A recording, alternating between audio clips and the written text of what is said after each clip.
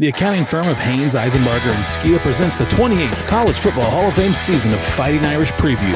And now, your host, Phil Houck.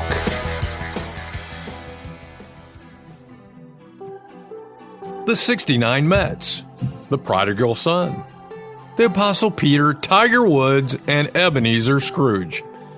Everyone loves a good redemption story. Well, here's another one. In 1977, Dan Devine's Irish were loaded. Ross Browner, Luther Bradley, Ken McAfee, Bob Golick, and Joe Montana. But that team stumbled badly in Week 2 at unranked Mississippi, 20-13. Fan reaction, even before the internet, was loud, and it was not pleasant. ND Nation had just about had it with Devine, who was in his third season. And the 1977 defense, although it looked actually solid, but there was a quarterback controversy that was raging as Joe Montana battled it out with Rusty Lish, and the offense just could not find an identity. Perhaps you have detected some similarities between this story and 2024. Well, the 1977 story continues. After that early upset loss, the Irish kept at it. Progress was not always obvious, but they struggled forward and they got some wins. Then, on October 22nd, 1977, 5th-ranked USC came to South Bend. ND dominated the Trojans that day, 49-19. A big win and a spark. The 77 Irish stomped the rest of their regular season opponents and closed out their redemption story by taking a wrath out on number 1 Texas in the Cotton Bowl, 38-10. A day later, Notre Dame was awarded the national championship. And history can repeat itself. Indy's victory over Louisville in their last game clearly was nowhere as dominant as Indy's win over USC in 1977, but beating Louisville is a win over a very good football team and can provide a spark for the rest of 2024. And some tantalizing outcomes are still alive for the 2024 Irish. Win out, and Notre Dame gets a shot at winning a playoff game, maybe even at home. Then make the Final 8 in the college football playoff, and anything is possible. Because it's not too late and not far-fetched to think that the 2024 Irish can be a blue and gold redemption story to remember. Guadalupe's Mexican Grill, now with locations on Illinois, Leo, and DuPont Roads, in Georgetown Square, and in the Allen County Memorial Coliseum. Guadalupe's, food made fresh. Now, stay tuned for Fighting Irish Insight from America's foremost authority on Notre Dame football, Tim Priester, publisher of IrishIllustrated.com. Fighting Irish Preview is brought to you by the accounting firm of Haynes, Eisenbarger, and Skiba, Shear McCulloch Auctioneers, Notre Dame Federal Credit Union, where you bank does matter, and Flight by Yuengling. 2.6 grams of carbs and 95 calories. It's the next generation of light beer. This is Fighting Irish Preview. The University of Notre Dame exemplifies dedication to hard work, integrity, and personal values, which result in success in the classroom and on the football field. The professionals at Haynes, Eisenbarger, and Skiba, like Notre Dame, know the same dedication, and their experience and expertise provide peace of mind for you and your business. Tax planning, tax compliance, auditing, business valuation, and estate planning, the full-service accounting firm of Haynes, Eisenbarger, and Skiba, like the Irish, has what it takes to help you achieve success. Located in Fort Wayne near Jefferson Point, Haynes, Eisenbarger, and Skiba proudly supports Notre Dame football and congratulates all those who are a part of the greatest tradition in all of sports. Go Irish! Flight by Yuengling is the next generation of light beer. For those who don't follow trends, but craft them. Flight by Yuengling is 12 ounces of uncompromised refreshment from America's oldest brewery. With only 2.6 grams of carbs and 95 calories, this is premium refreshment 6 generations in the making. Don't just raise a glass, raise the bar. Flight by Yuengling. Available wherever beer is sold. DG Yuengling & Son Incorporated, Pottsville, Pennsylvania. Please enjoy responsibly. Now back to Fighting Irish Preview with your host, Phil Houck. Well, Tim Priester, it's time to get back to football after the bye week. And I think the biggest thing we learned during this bye week is that Well, Notre Dame is not the only team in the nation that can get upset. I want to talk about the general landscape of college football 2024, how it's shaping up. Alabama loses to Vanderbilt. Texas A&M wipes out Missouri. That's good for the Irish. Arkansas takes out Tennessee. Michigan losing. How are things shaping up in this regard, and how does that impact the Irish? Because the Irish are still in this playoff thing. Well, it allowed them to move up to number 11, whether worthy of that at this stage of the season or not. They're at 11, and they are. I mean, a lot of that is the knowledge that this is a good football team that slipped up against Northern Illinois. So, it's good to be in among the top 12, which you know that you're going to have to be there, although they derive it in a different manner with the four major conference winners. But, I think they've got a chance to go on a bit of a run here right now. There are some opportunities, and that'll bump them back up into the top 10. And, they have a chance to string some together and feel pretty good about themselves. And I think the way Riley Leonard played in the last 6.5 quarters, and the defense is the defense and is strong. If they could just stay a little bit healthier or get a little bit healthier, I think that they're a solid top 10 team. It's a work in progress, and particularly we're talking about the offense and health-wise, that's really important. But I know you even talked about this week on IrishIllustrated.com that the Irish, they even have a shot at hosting a first-round game, but it's going to take some other teams to lose a couple of games, which they will. But the Irish got to take care of business. They still control their own destiny. One of those games that was particularly, the most talked about this past week, of course, I'm talking about Vanderbilt knocking off Alabama. And, of course, Vanderbilt, coached by Notre Dame's former defensive coordinator, Clark Lee. Talk about Clark Lee. We identified, I think, on this program a long time ago, early on, that he was head coaching material. Talk about why that's the case. First of all, let me say, I think Clark Lee is one of the finest human beings that I've known that's coached at Notre Dame. Just a purely quality human being.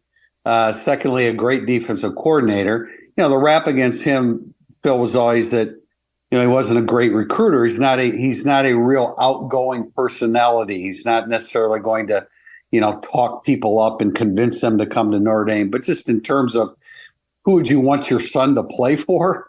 Clark Lee would absolutely be at the top of the list, and what he pulled off and orchestrated against Alabama this past week. I don't know if you saw the video kind of leading up to it and during it and after.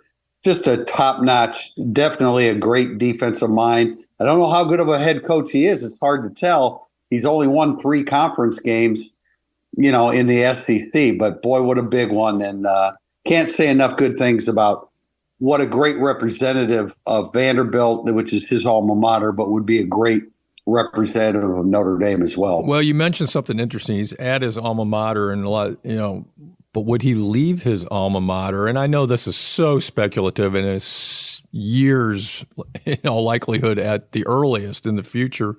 But would he leave his alma mater to come to Notre Dame? I think he would. Yeah, I think he would. I don't know how many schools would fall into that category, but especially with him having worked here before, he is a perfect fit for what the University of Notre Dame is and stands for. I think, I don't know that we've ever had that conversation. He's actually told me that. But having worked at Notre Dame already, I think that he would do that, certainly. Well, that's a name for everybody to keep tucked in the back of their mind. Now, Tim, let's talk about bye weeks. And you did a deep dive on IrishIllustrated.com this week of Notre Dame's performances after bye weeks over the last 60 years. And that's essentially starting with the era of Arrow. So that covers our lifetimes, yours and mine with the Irish. And you found that Notre Dame has won 81% of their games after bye weeks. I checked a little further, and this was also embedded in your article, that in the same 60 years, basically, Notre Dame has won a total, all their games, 71%. So there's a little bit of a correlation there. They're doing a little bit better after bye weeks. So what really is the value of a bye week, and how important was this past one to the Irish? And let's talk about self-scouting. First, describe exactly what self-scouting is and what the Irish may have learned this past week in that regard. Whenever there's a bye week, I think virtually every team in college football, I would imagine the NFL as well, the coaches just kind of go back and look at the play calls and the decision making and the situational decisions that are made, and where can you be a little bit more unpredictable, both on offense and defense, and that Notre Dame certainly did that, and it's especially pertinent to, I think, Mike Denbrock, the offensive coordinator, because Notre Dame is 104th in the country on third down. Now, everybody is generally going, when you're in the bottom, whatever, 25 to 20%, I think usually like on third down, that it means that you're having problems on second down. And that's certainly what Mike Denbrock found, that the third downs are a little bit too long. I know second downs have been unproductive. So that's one of the areas that they've taken a deep dive in, or they did the past week. And sometimes you can correct those things, and sometimes that's just your plight during the season. I think Notre Dame can correct these things because there are some defenses that are vulnerable, and there's a higher upside to Riley Leonard's game than what we've seen. Yeah, well, and I think what we should look for is for the Irish to try and do some different things on first and second down as far as play calling, and see if that helps, because they haven't been good on those downs. And regarding that, the progression that we hope to see continue in the Irish offense, my question is can a healthy Mitchell Evans be the key to the offense the rest of the season? Wouldn't that solve a lot? He's 10 catches for 82 yards so far this year, and at this point last year he was 29 for 422. Is Mitch Evans really a key to that offense progressing? I totally agree, Phil. I think that's a real strong direction for them to go. I said in a recent podcast that they need to force the football to them, especially now that they had the bye week with an extra week to get a little bit healthier and a little bit stronger.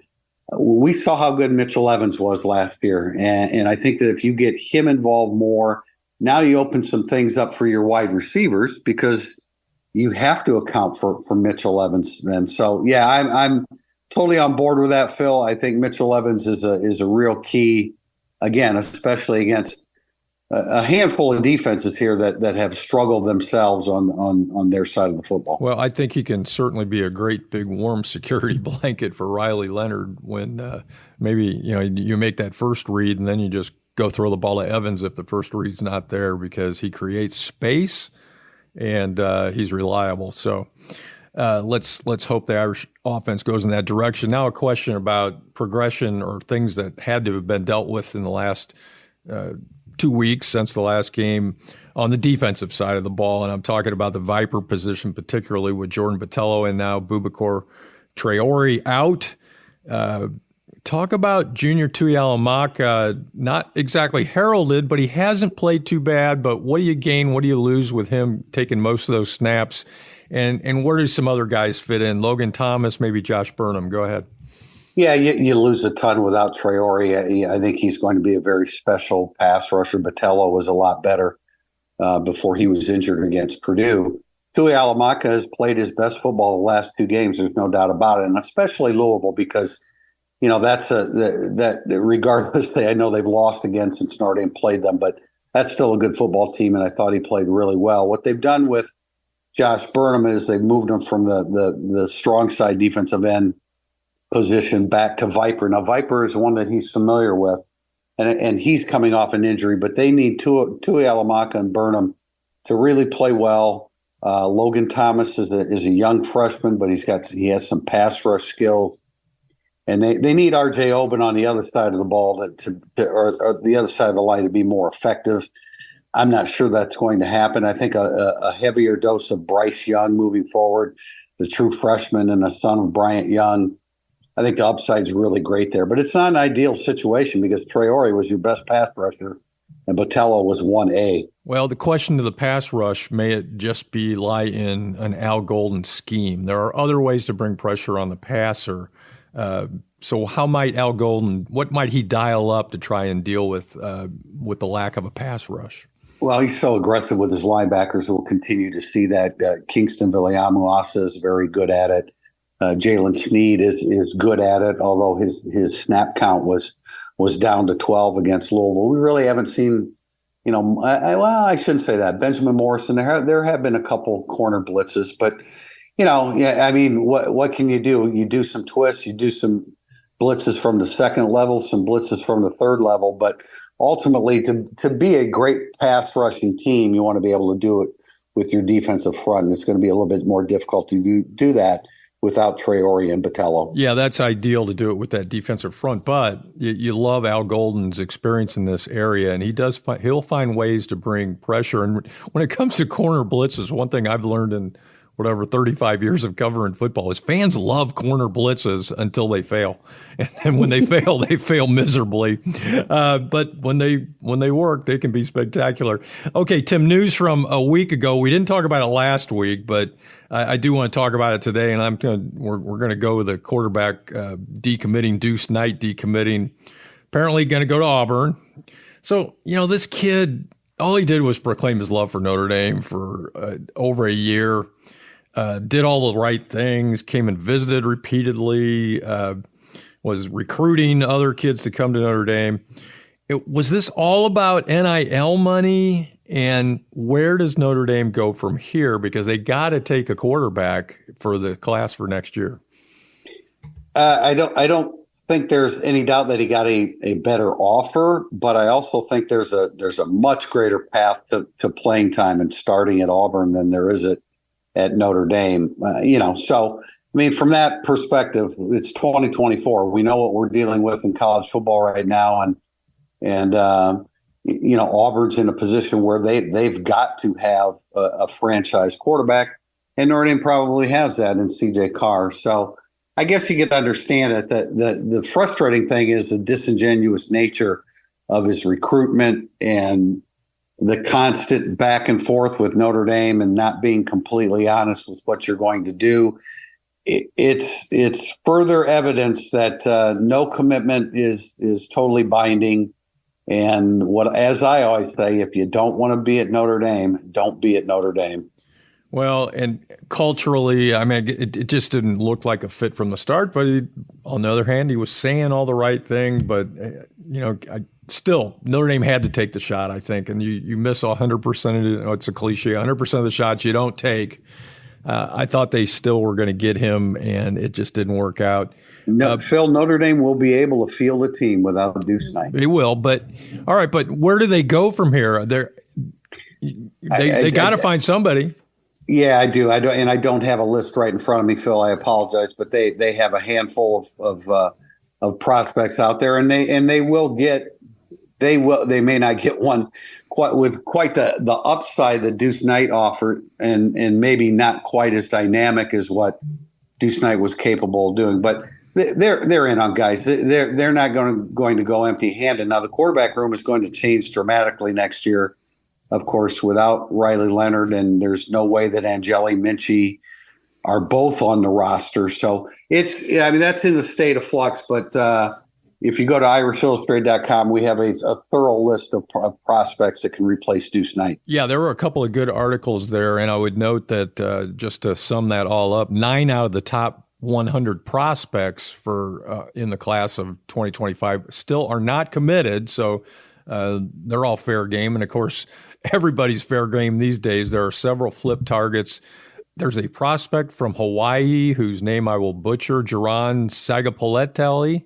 I would say I would say right now that would be their number one choice. Boy, he looks impressive, and that would be good. He's currently a Cal commit.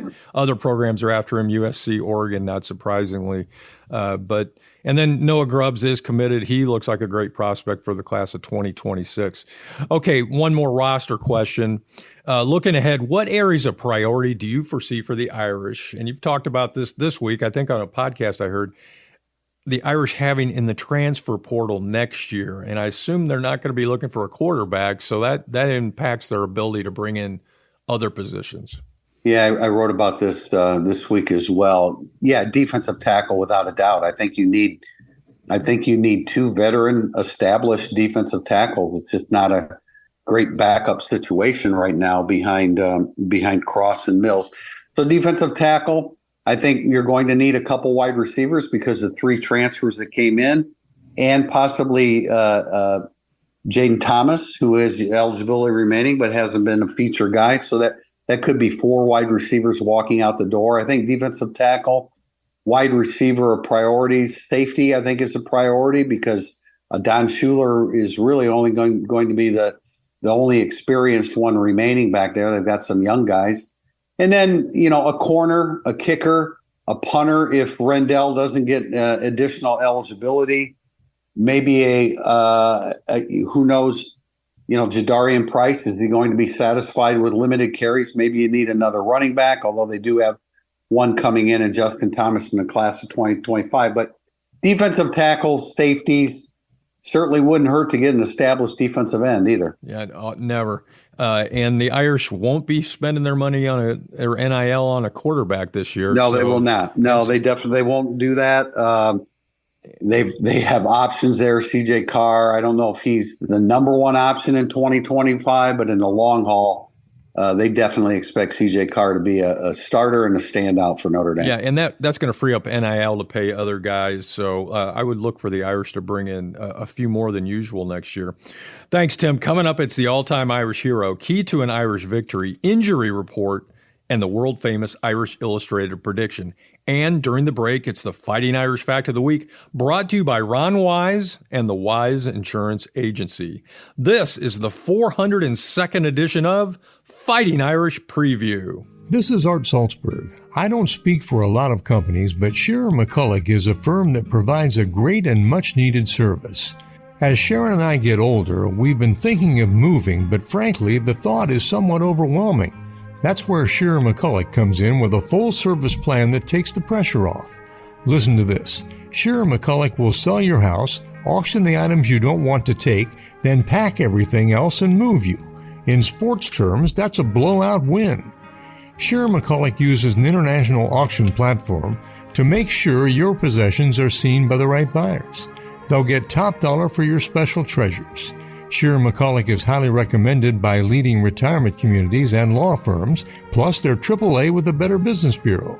Call them at 441-8636. That's 441-8636. They'll make your moving experience easy and profitable. Shearer McCulloch. The Fighting Irish Fact of the Week is brought to you by our friends at the Wise Insurance Agency. ND first played Stanford in the 1924 Rose Bowl. The 4 horsemen rode together for the last time that day, and the Irish prevailed 27-10, earning Notre Dame's first ever national championship. Call Ron Wise at the Wise Insurance Agency or go to thewiseinsuranceagency.com and get an auto or home quote in less than 5 minutes. Over the last 190 years, a lot has changed. But at Yuengling, America's oldest brewery, we're still focused on one thing: brewing darn good beer. Yuengling, the oldest brewery in America. Now back to Fighting Irish Preview with your host, Phil Houck. This is Fighting Irish Preview. The 11th ranked Irish are at home to take on the Stanford Cardinal this week. TV coverage on NBC starts at 3:30 p.m. South Bend time. And it's now time for the all-time Irish hero, brought to you by the Marina at Lake Gage. Chris Craft, Mastercraft, Vanderbilt, and Premier Pontoons. New and previously owned, we share your boating passion. And today we continue our series on the Notre Dame National Award winners. Last week, Ross Browner. This week, winner of the 1989 Johnny Unitas Golden Arm Award, Tony Rice. As a senior in high school, Tony Rice was the crown jewel in Lou Holtz's first recruiting class in 1986. 6'1", 200 pounds, 4.48 time in the 40. Lou envisioned him as the ideal candidate to run his option ball control offense. Unfortunately, Rice was forced to sit out as a freshman under the old Proposition 48 academic qualification rule. But then, in the 4th game of his sophomore season, starter Terry Andrzejak went down with injury, and Rice took over. The Irish proceeded to win 5 straight, and the table was set for a run in 1988 with Rice in the quarterback seat.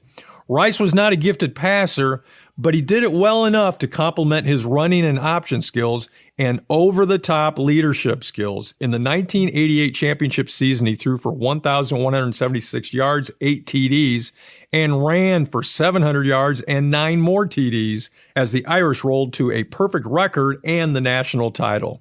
In 1989, Rice's senior year, he only managed 2 more touchdown passes, but he ran for another 884 yards and another 7 TDs as the Irish went 12-1 and knocked off number 1 Colorado in the Orange Bowl to finish number 2 in the final polls.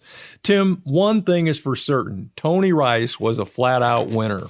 He was the straw that stirred the drink, and Lou Holtz knew that from the very beginning when he saw him playing high school football in South Carolina. They had to wait to get the full effect of his abilities because of the Proposition 48. But Tony is. I saw Tony recently following the Louisville game from a couple weeks ago. Just tons of personality. That personality was part of what made him a quality quarterback, great athlete, tremendous instincts in a running game, not a very good thrower of the football, but in terms of leadership and exactly what Notre Dame needed at quarterback in a Lou Holtz offense, he was all that and then some. Great personality, great love for Notre Dame, and maybe not the perfect academic fit that we tend to hear about with Notre Dame student athletes, but absolutely belonged at Notre Dame. Yeah, belonged at Notre Dame, has gone on to be a really good representative of the program. And with Tony Rice at quarterback, Notre Dame won a school record 23 straight games. Tony Rice, winner of the 1989 Johnny Unitas Golden Arm Award, another Marina at Lake Gage all-time Irish hero. The Marina at Lake Gage, we love boats, and it's now time for the Notre Dame Federal Credit Union key to an Irish victory. Last year, under then new head coach Troy Taylor, Stanford was 3-9. They sit at 2-3 this year, and they fell at home to Virginia Tech last week, 31-7. 2 weeks ago, they lost to Clemson, 40-14. Last year, the Irish defeated the Cardinal in Palo Alto, 56-23. Dual threat quarterback Ashton Daniels missed last week's game, but is expected back in the lineup this week. On the year, Daniels is a 59% passer who has thrown 5 TDs and 6 interceptions. He also is Stanford's leading rusher with 250 yards on 50 carries, but no rushing touchdowns. The Cardinal possess one of the better pass receivers in the country in sophomore Alec Iomanner, who had over 1,000 yards a year ago. So far this season, he has 24 catches for 317 yards and 3 TDs. Besides their running quarterbacks in the ground game, the Cardinal have been mostly featuring freshman running backs, Micah Ford and Chris Davis Jr. Ford is a bigger back and has the most carries at 42. He averages 4.9 yards per carry. Davis has 26 carries and averages 7.2 yards per carry. No Cardinal running back has rushed for a touchdown this season. The Cardinal offense totals 338 yards per game, which ranks them 107th nationally. They're scoring 23 points per game, which is 104th in the nation. Defensively, Stanford struggled mightily last season, giving up 37.2 points per game, one of the worst numbers in the country. This season, that number's improved, but it's still not very good at 27.2 points per game, which ranks them 91st. Stanford has been better against the run than the pass, and they are 72nd in total defense. They have sacked the quarterback just 7 times. Tim Priester, what is the Aspen Mortgage key to an Irish victory? Well, first of all, they need their quarterback, Ashton Daniels, in the lineup. Otherwise, they don't have a chance. But as it relates to Notre Dame and their perspective, Stanford is improved against the run at the expense of their pass defense. And this is the kind of pass defense that Riley Leonard has needed. They're ranking in the hundreds in 4 or 5 different passing categories. I think this is the time that Riley Leonard breaks out. Now, I'm not saying 300 yards, but I think the key is taking advantage of the Stanford secondary, which is very vulnerable. And that's going to just open up a lot. It opens up the running attack. So bring on that pass attack. Take advantage of a weak pass defense at Stanford, and that is Tim Priester's Notre Dame Federal Credit Union key to an Irish victory. And Tim Priester, who is this week's Notre Dame Federal Credit Union key player for the Irish? Well, Phil, we just happen to have already talked about him. I think it's a time to really accentuate Mitchell Evans. I think Mitchell Evans has a big game, and it's like if you can pass it, it opens up the running game. If you can pass it to Mitchell Evans, I think the wide receivers thrive after that. So Mitchell Evans is the guy that get the football to him. He's like a basketball player boxing out underneath the basket. Throw it in his direction, he'll find a way to come up with it. I think he needs to average 5 receptions a year for the rest of the season. All right, and at this point, he's got to be healthy. Mitchell Evans, tight end, is your Notre Dame Federal Credit Union key Irish player this week. Notre Dame Federal Credit Union, where you bank, does matter. And it's now time for the injury report brought to you by Indiana Physical Therapy. Your choice for physical therapy now with 21 Indiana locations. Tim, how are the Irish health-wise going into Game 6? Hopefully we're getting some guys back because we've been losing them right and left. Yeah, the key ones that they've lost, Traore, Botello, and Craig on the offensive line. But they should get Jordan Faison back. I'm surprised based upon the way that foot injury looked a couple weeks ago, but he'll be back. Christian Gray, Josh Burnham, Sam Pendleton, left guard who had a concussion. Still questionable, and questionable at Notre Dame generally means we're not going to see them. Tight end Cooper Flanagan, right guard Billy Schrouth, and defensive tackle Gabe Rubio. They need all those guys back, but I don't think we're going to see them against Stanford. Well, it'd be nice to get Rubio back, particularly, and Schrouth too on the offensive line. So 2 linemen there on either side of the ball when they get back are going to be keys for the Irish. Thanks, Tim. And that is the Indiana Physical Therapy Injury Report. And it's now time for the world-famous IrishIllustrated.com prediction brought to you by SES Environmental. Need help navigating environmental risk with regulatory compliance? You need SES. Look them up at sesadvantage.com. Tim Priester, Vegas says the Irish by 23.5. So what does America's foremost authority say? This is a rivalry game, and unfortunately, I think it for Stanford, it's a bigger rivalry than it is for Notre Dame. Notre Dame has so many rivalries through the years, so I think regardless what kind of shape Stanford's in, we know 2 years ago when they shouldn't have beaten Notre Dame and they did. I think Stanford will come in and play hard. Once again, Justin Lamson at quarterback. They use him in the red zone. If they have to use him beyond the red zone, I think that really hurts them. Ashton Daniels is a guy that can run and pass. He doesn't have a great interception to touchdown ratio, but he does give them a chance. But I think Notre Dame, they kind of grind out a victory. They can put the ball in the air. That will open up the running game. I don't think, even with Ashton Daniels, I don't think Stanford's in a position to score a whole bunch. They have an excellent kicker, and I have that in mind when I make my prediction. I have a 31-9 Notre Dame victory over Stanford. Notre Dame 31, Stanford 9. That is Tim Priester's world-famous IrishIllustrated.com prediction. Tim, Troy Taylor, he's got a reputation as an innovative offensive mind. So I'm not going to be surprised if he pulls out a trick or two against the Irish, and 1 or 2 of those tricks might succeed. But this team's a young one, and despite some improvement, I think they still have a long way to go. Notre Dame's developing offense gives me reason to be hopeful, especially in the passing department. And I think it has a chance to shine this week, as we've talked about earlier in the program. And so long as that defense minimizes explosive plays, the Irish have an opportunity really for a dominant performance. I'll take the Irish. Notre Dame 38, Stanford 13. Thanks, Tim. Thanks, Phil. Go Irish. And thanks for listening to Fighting Irish Preview. Special thanks to Jim Shovelin, Brett Rump, Art Salzberg, and studio producer Adam Schenkel. Fighting Irish Preview is the copyrighted property of Judge Phil Productions. For more Fighting Irish Preview, look us up at fightingirishpreview.com.